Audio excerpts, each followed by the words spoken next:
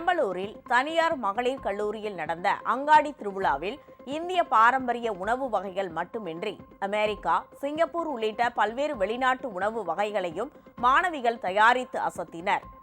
அங்காடி திருவிழாவில் இந்திய அளவில் அனைத்து மாநிலங்களின் பெயரிலும் 25க்கும் மேற்பட்ட அரங்குகள் அமைக்கப்பட்டு ஒவ்வொரு அரங்கிலும் 10க்கும் மேற்பட்ட மாணவிகள் குழுக்களாக இணைந்து தாங்கள் தயாரித்த மண்மனம் மாறா பாரம்பரிய உணவு வகைகளை காட்சிப்படுத்தியிருந்தனர்.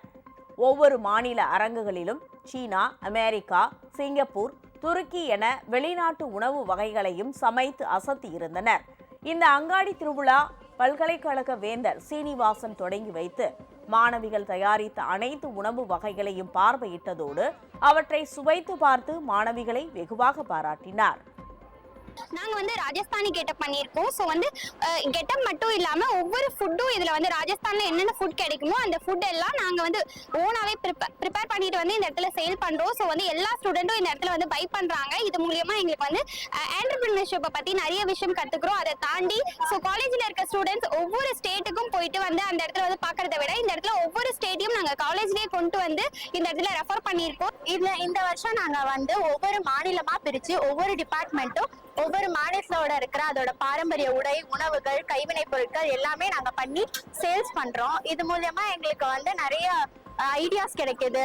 ஒவ்வொரு நாளைக்கு யாராவது ஃபியூச்சர்ல ஆண்டர்பிரனர்ஸ் ஆகிறோம்னா எங்களுக்கு அதோட லாபம் நஷ்டம் எல்லாமே இதனால தெரியும் நல்லாவே.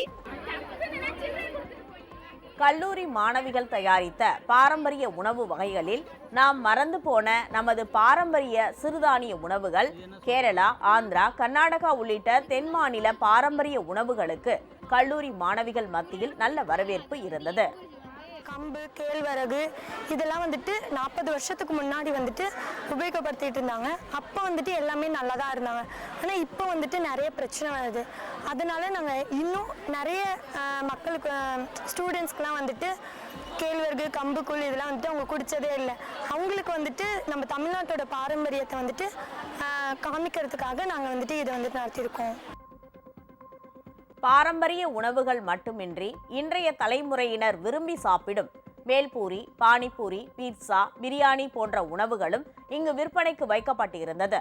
இந்த அங்காடி திருவிழா தங்களது எதிர்கால திட்டங்களுக்கு உதவியாக இருந்தது என மாணவிகள் நெகிழ்ச்சியுடன் தெரிவித்தனர்.